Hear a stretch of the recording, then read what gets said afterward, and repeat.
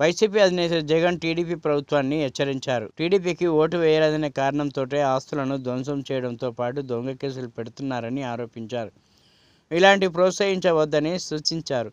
ఎన్నికల్లో ఇచ్చిన హామీల అమలు గురించి ఫోకస్ చేయాలని కోరారు.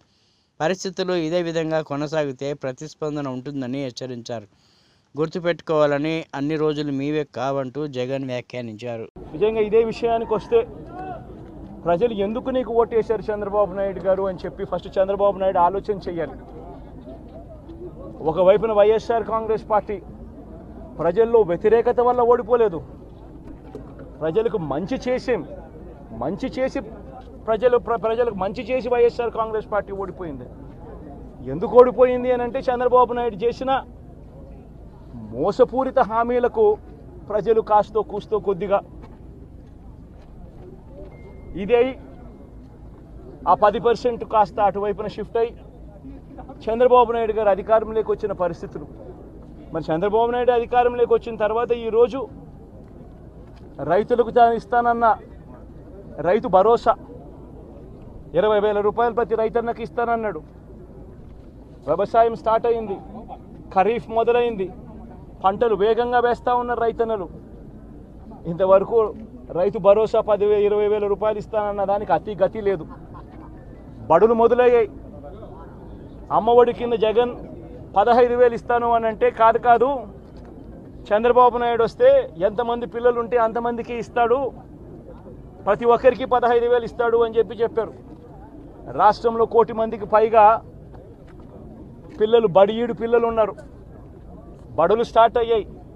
ఆ ప్రతి తల్లి కూడా అడుగుతూ ఉంది, తల్లికి వందనం అని పేరు పెట్టావు, అమ్మఒడి అనే పథకాన్ని పేరు మార్చావు, మరి ఆ డబ్బులు ఏమైనాయని చెప్పి గవర్నెన్స్ మీద కాస్త ధ్యాస పెట్టి ఆ తల్లులకి ఇచ్చే డబ్బులు ఇచ్చే కార్యక్రమం చూడండి. రైతులకు ఇచ్చే రైతు భరోసా 20,000 ఇస్తామన్నారు, ఇచ్చే కార్యక్రమం చూడండి. ప్రతి అక్క చెల్లెమ్మకు 18 ఏళ్ళు పైబడిన ప్రతి అక్క చెల్లెమ్మకు ప్రతి ఒక్కరికి 1,500 రూపాయలు ఇస్తామని చెప్పారు. అంటే సంవత్సరానికి 18,000 రూపాయలు. రాష్ట్రంలో 4,12,00,000 మంది ఓటర్లు ఉండరని చెప్పి మొన్నలే లెక్కలు తేలాయి. అందులో దాదాపుగా 2,10,00,000 మంది మహిళా ఓటర్లే. అంటే అందరూ 18 సంవత్సరాలు నిండిన మహిళా ఓటర్లే. మరి 2,10,00,000 మంది ఈ మహిళా ఓటర్లందరూ కూడా 18 ఏళ్ళు నిండిన ఈ మహిళా ఓటర్లందరూ కూడా వీళ్ళందరూ కూడా ఈరోజు అడుగుతూ ఉన్నారు, 1,500 రూపాయలు ప్రతి నెల ఇస్తానన్నావు, ఏమైంది ఈ 1,500 రూపాయలు ఇచ్చే కార్యక్రమాలు అని చెప్పి అడుగుతూ ఉన్నారు. వాటి మీద ధ్యాస పెట్టే కార్యక్రమం చంద్రబాబు నాయుడు చేయాలి. ఇవేవి కూడా చేయకుండా కేవలం భయాందోళనలు క్రియేట్ చేయాలి, రాష్ట్రంలో రావణ కాష్టం సృష్టించాలి, దొంగ కేసులు పెట్టాలి, ఇరికించాలి, ఆస్తులను ధ్వంసం చేయాలి.